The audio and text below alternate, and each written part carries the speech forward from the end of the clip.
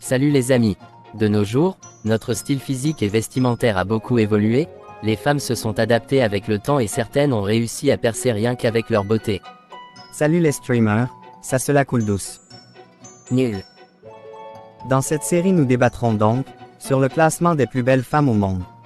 Alors installe-toi, ça sera à moi la première. Penses-tu? Catherine Deneuve. Catherine Deneuve est née Catherine d'Orléac le 22 octobre 1943, à Paris.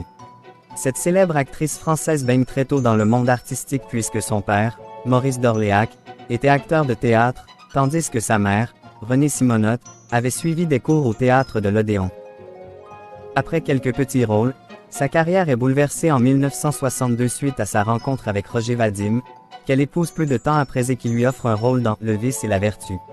Le réalisateur Jacques Demy en fait ensuite son égérie. Dès l'année 1964, elle accède au statut de star qui ne la quittera plus. Elle tourne alors avec les plus grands acteurs et réalisateurs, que ce soit en France ou à l'étranger. En 1972, Catherine Deneuve donne naissance à Chiara Mastroianni, fruit de sa relation avec l'acteur italien Marcello Mastroianni. En 1993, elle est nommée pour l'Oscar de la meilleure actrice avec son rôle dans le film Indochine de Régis Warmillet. Celui-ci lui vaut de recevoir le César de la meilleure actrice, récompense qu'elle avait déjà remportée en 1981, avec Le Dernier Métro de François Truffaut. La liste de ses prix est presque aussi longue que sa filmographie qui fait d'elle une actrice à part. En 2012, elle est à l'affiche des Astérix et Obélix, au service de Sa Majesté les lignes de Wellington, ou encore Dieu aime le caviar. À mon tour, Jennifer Aniston. Jennifer Aniston est née en Californie en 1969. Son père est un acteur de série, il a notamment joué dans Des jours et des vies. Sa mère, elle aussi actrice est d'origine anglaise et écossaise. Ses parents lui donnent pour parrain le comédien gréco-américain Telly Savalas. Elle passe quelque temps en Grèce avant de s'installer définitivement à New York quand ses parents divorcent en 1978. Elle suit des cours de théâtre au lycée et travaille pour des pièces présentées autour de Broadway. En 1989, Jennifer Aniston décide de tenter sa chance à Los Angeles. Comme de nombreuses aspirantes comédiennes, Jennifer Aniston commence sa carrière par faire des apparitions dans des séries. Elle joue notamment en 1992 dans Code Quantum et Herman Z en 1993. La même année, elle fait ses premiers pas au cinéma dans le film d'épouvante Leprechaun. Après ses apparitions furtives, la chance va sourire à l'actrice.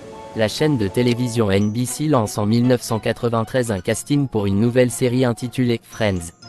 Jennifer Aniston est d'abord choisie pour incarner le rôle de Monica la névrosée avant de convaincre les producteurs qu'elle ferait une Rachel idéale. La série au succès incontestable la propulse au rang d'icône, tout le monde veut la même coupe de cheveux que Rachel. Elle devient d'ailleurs l'égérie de la marque L'Oréal pour la gamme capillaire Elseve. En plus de camper le rôle de Rachel qui lui vaudra un Emmy Award, Jennifer Aniston se laisse tenter par les comédies romantiques. On la retrouve dans L'amour de ma vie en 1997 et L'objet de mon affection l'année d'après. En 2000, Jennifer Aniston crée un réel raz de marée médiatique, elle se marie avec le célibataire le plus en vue d'Hollywood, Brad Pitt. Son couple fait d'elle l'une des stars les plus enviées de Los Angeles. Brad Pitt apparaît même en guest star dans Friends.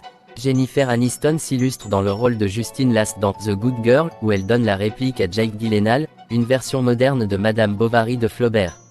Elle tourne ensuite dans les comédies Bruce Tout-Puissant avec Jim Carrey et Polly et moi où elle partage l'affiche avec Ben Stiller en 2004. La même année, le dernier et tant attendu épisode de Friends est diffusé, signant la fin d'une aventure longue de 10 ans pour l'actrice. En 2005, Jennifer Aniston se sépare de Brad Pitt dont l'aventure avec Angelina Jolie n'est plus un secret.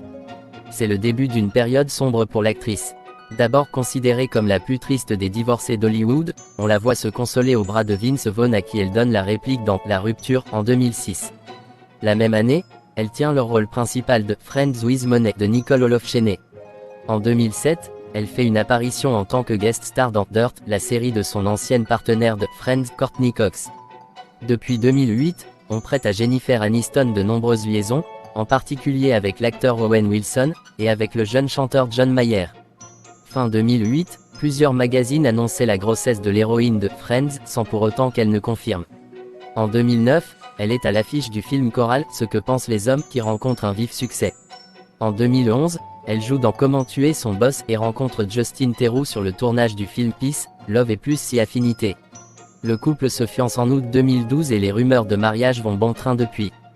Depuis février 2012, la comédienne possède son étoile sur le célèbre Walk of Fame, à Hollywood.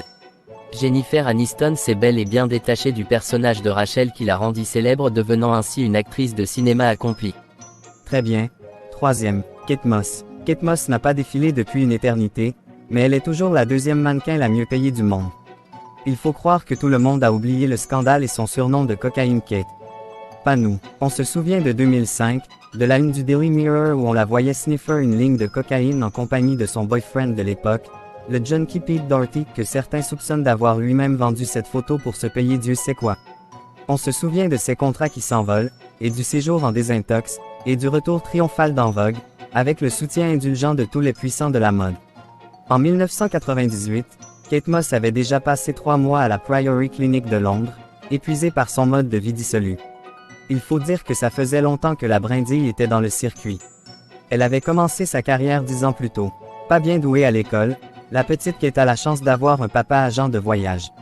Au retour d'un séjour aux Bahamas, elle se fait remarquer à l'aéroport JFK par Sarah Duka, fondatrice de l'agence Storm, qui tombe amoureuse de son air fragile d'enfant abandonné. Elle débute alors dans les magazines britanniques et sur les défilés de John Galliano, à 15 ans. À 18, elle est l'égérie de Calvin Klein et à 20, elle est millionnaire, recevant le prix de mannequin de l'année. À la tête d'une fortune de plus de 60 millions d'euros, 3 fois dans le calendrier Pirelli, une vie sans limite, et une maigreur parfois affolante. Toutes les filles devraient en être jalouses, elles sont juste folles d'adoration. Kate aime les bad boys.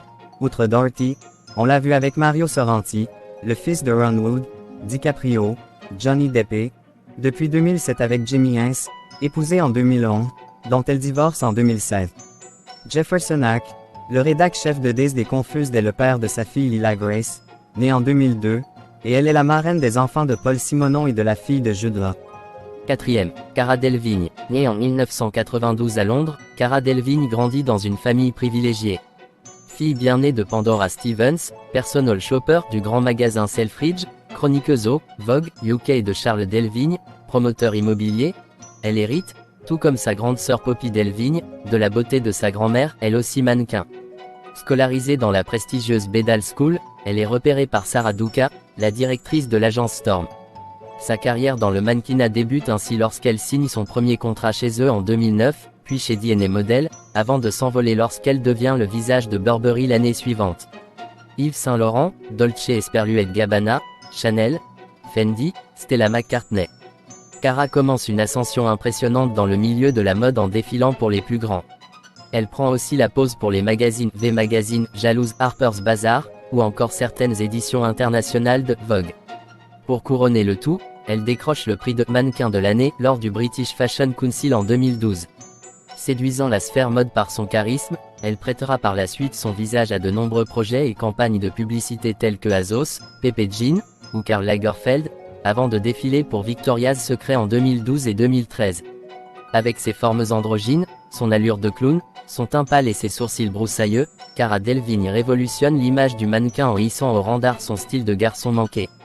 Entre ce physique et son parcours professionnel, notamment au sein de l'agence Storm, elle est constamment comparée à Kate Moss. À 21 ans, Cara Delevingne ressemble à son aînée avec sa vie à 100 à l'heure, enchaînant les soirées entre deux défilés. Bien connu pour son enthousiasme et son grain de folie, le mannequin cultive son image de fêtard assumé. Entouré des célébrités les plus hype telles que Rihanna, Rita Ora, ou encore Lily Allen, on l'a souvent vu en compagnie de femmes jusqu'à la révélation officielle de sa relation avec l'actrice Michelle Rodriguez en février dernier. À contre-courant de son métier, le top se moque de son image, et en a fait sa marque de fabrique. Grimace, basket, pantalon large et bonnet. Son style s'affiche sans complexe sur les réseaux sociaux. Adepte de ce type de communication, la Hit Girl reste ainsi en constante interaction avec ses fans. À l'origine non prédestinée au monde du mannequinat, la belle rêve encore d'autres univers tels que la musique ou le cinéma. Après une première apparition dans le film Anna Karenine en 2012 et un essai en studio musical aux côtés de Willard, on attend avec impatience sa prochaine folie. Cinquième, petit bonus. Katy Perry. La chanteuse Katy Perry a été désignée comme la femme la plus sexy de l'année par un magazine américain. Qui arrive derrière elle dans le classement? Le magazine Men's Health a dévoilé son classement de la femme la plus sexy de l'année 2013. Cette année, c'est Katy Perry qui monte sur la première marche du podium, détrônant Jennifer Aniston, reléguée à la 5e place.